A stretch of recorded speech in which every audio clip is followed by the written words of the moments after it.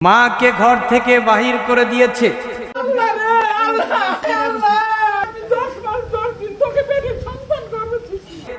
কত বড় কোলাঙ্গার সন্তান, মাকে ঘর থেকে বাহির করে দিয়েছে।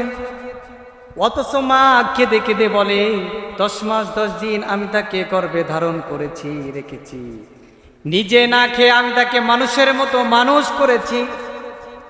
সে যখন শহর থেকে বাড়ির দিকে এসেছে, রাতের 1টা পর্যন্ত আমি রাস্তায় দাঁড়িয়ে দাঁড়িয়ে আমি তার জন্য কনকনে ঠান্ডার রাতে অপেক্ষা করেছি। আমি মা আজকে তার উপর বোঝা হয়ে গিয়েছি। এমন দৃষ্টান্ত চিত্র বাংলার জমিনে আমরা দেখতে পাই কি পাই না? মা আর্তনাদ করে বলেন আমি তার কাছে বোঝা হয়ে গিয়েছি, এই সম্পদটা আমি তার নামে লিখে দেই নাই, এজন্য আমাকে ঘর থেকে বাহির করে দিয়েছে, বাহির থেকে দূর দূর করে তাড়িয়ে দিয়েছে। আমার কথা হলো মা যে তোমাকে জন্ম দিয়েছে এইটাই তো সবচেয়ে তোমার কাছে বড় সম্পদ।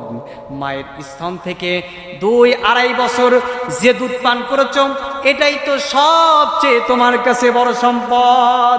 যেই মা 5 বছর 10 বছর পর্যন্ত তোমাকে দাসীর মতো সাপোর্ট দিয়ে তোমাকে লালন পালন করেছে, এটাই তো তোমার কাছে সবচেয়ে বড় সম্পদ। কিন্তু বড্ড আফসোসের বিষয়, আজকে মাকে আমরা দেখতে পারি না। মাকে সেবা করার আমার কোনো আগ্রহ নাই।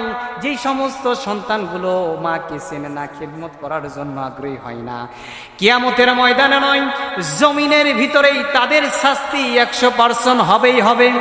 এজন্য যারা মাকে তাড়িয়ে দিচ্ছেন, আপনার 10 তলা বিল্ডিং হয়েছে অথচ আপনার সেইখানে থাকার মতো ক্ষমতা আপনার মায়ের নাই, কিন্তু আপনি ভুলে যাবেন না আপনার মায়ের পদতলেই রয়েছে আপনার জন্য জান্নাত। ও গো মা তুমি এই পৃথিবীর শ্রেষ্ঠ নেয়ামত, তোমারই পদতলে, তোমারই পদতলে রয়েছে জান্নাত।